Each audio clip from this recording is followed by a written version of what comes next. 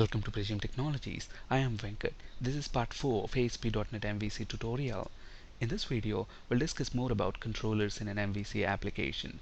Please watch part 3 before proceeding with this video because we'll be continuing with the example that we started in part 3.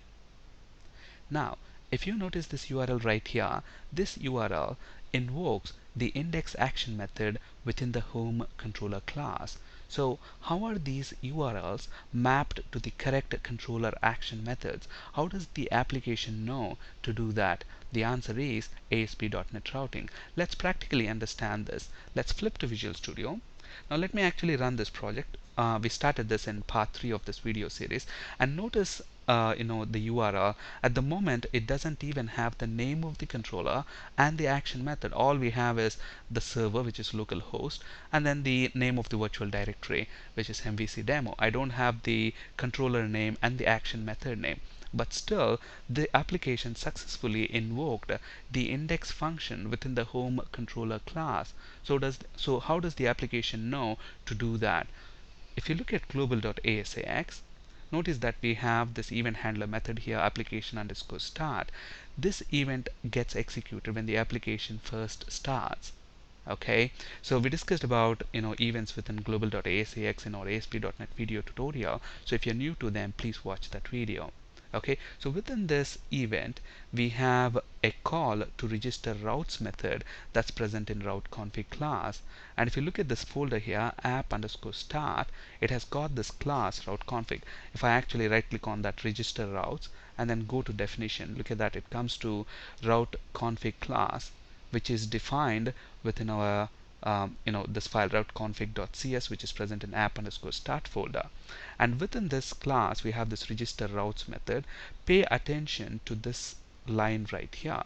So here, look at the name, it says default, meaning this is the default route. And look at the URL pattern right here.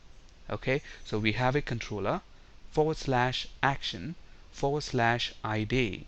Okay, but then if you look at the URL right here, it doesn't have the controller name and the action method name. So how is it invoking the index function of the home controller class?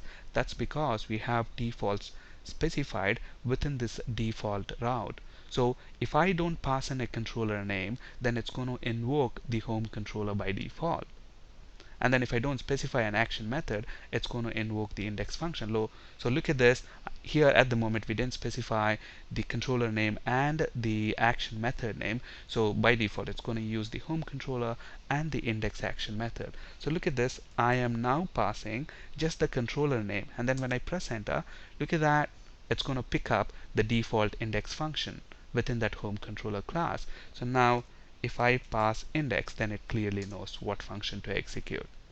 Okay, now look at this. If I don't pass anything, and then when I press enter, obviously it works because we have default specified here. Now what is going to happen if I rename this index function to index1? And then if I run this application, what do you think will happen? Obviously we'll get a 404. Because if you don't define a controller name, it's going to assume home controller. So obviously we have home controller. And then within that home controller, it's going to look for index function. But my home controller doesn't have an index function. So obviously I get an HTTP 404 status code, meaning the resource cannot be found. Okay, now let's change it back to index. Now obviously the default route right here is the controller, action method, and the ID. At the moment, if you look at this URL, let's actually pass the home and index as well. Okay, let's rerun that. After we changed the name here, we didn't compile it, so let's run that, and then let's specify our controller as home and the index action method. Now look at this. I am not passing an ID parameter, but still my application works, because if you look at the route config class here, ID parameter is optional. You may or may not pass it. Now let's say I am passing an ID value of maybe 10, for example, and then press enter. I passed in the URL this value of 10 for ID parameter. Okay, but then let's say I want to retrieve that within this function and do something with that. Okay, is it possible? Absolutely. And how do we do that? It's very simple to harvest those values. All you need to do is, maybe I'm going to say string ID. Okay, and then let's say I want to display a message here. ID is equal to whatever is the ID that we are going to pass in. Okay, so now let's run this. So since at the moment we don't have anything passed here, defaults, and ID is optional, so it just displays an empty string there. And then obviously it is executing the home controller's index method there. So home index, and I'm going to specify a value of 10, and then when I press enter, look at that, ID is equal to 10. So that value is automatically passed into this controller action method, and then you can do whatever you want with that value. And here basically we are returning back. Okay, alright, so if it's one value, that's fine. Let's say for example I want to pass something in the URL like this, a query string. Maybe I want to pass, maybe name is equal to Prajim, and then obviously I want to be in a position to retrieve that value, okay, from the URL. And how do we do that?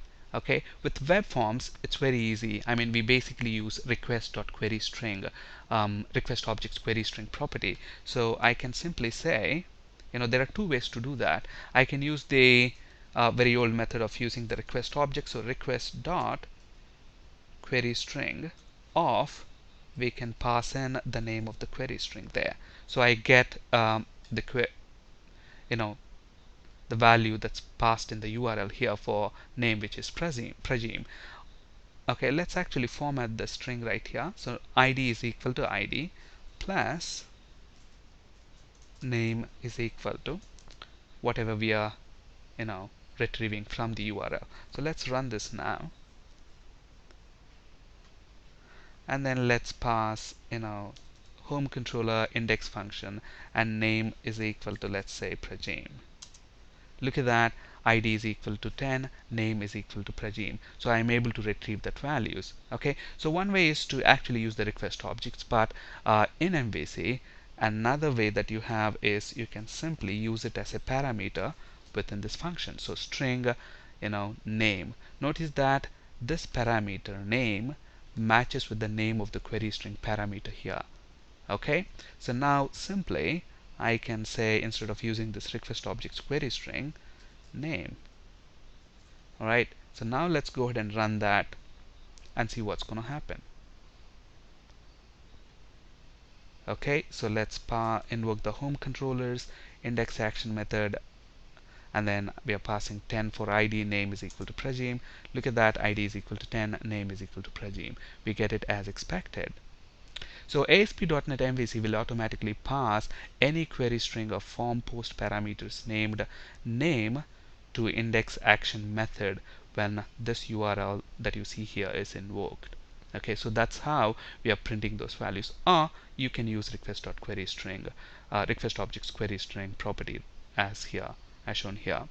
Okay, and if you look at this register routes function within this route config class, there's one more class here. Okay, so it says routes.ignore route, and then it says anything, any name here, which is, it could be anything, .axt. So if there is a file request for which has an extension of .axt, then ignore that. That's what it's saying. What does it actually mean? Let's understand that. Basically, for example, if we enable tracing for this application, okay, again we discussed about tracing in ASP.NET, so ASP.NET concepts are still applicable for MVC. Okay, so please watch videos on ASP.NET tracing from ASP.NET video tutorial if you are new to that concept. So I'm going to enable tracing within web.config file.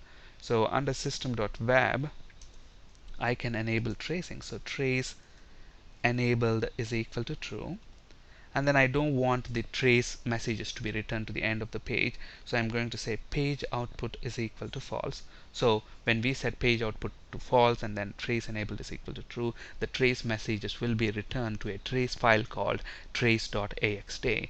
So let me actually go ahead and run so that a trace messages are generated for few of these web forms. So let's invoke the home controller index function. Okay, alright, So now look at this. Obviously there will be a trace file for this application, and now if I want to see the trace information, I can simply say trace.axday, and then when I press enter, I get the trace file and I can see the trace information for these requests, which is well and good. Okay, so now look at this. The request for this file is ignored. It's not basically passed to this default route. Okay, I am served with that route, with that file. Now what's going to happen if I comment this? And let's comment that, and let's rerun this application, and then let me try to request the trace.axt file and see what's going to happen. Okay, so I'm going to request something like trace.axe. Look at that, it says the resource cannot be found. Okay, that's why we need to have this line right here to handle requests for axt files, something like trace.axe or axt or script resources.axday. Alright, in this slide you can find resources for ASP.NET, C# and SQL Server interview questions. That's it for today. Thank you for listening. Have a great day.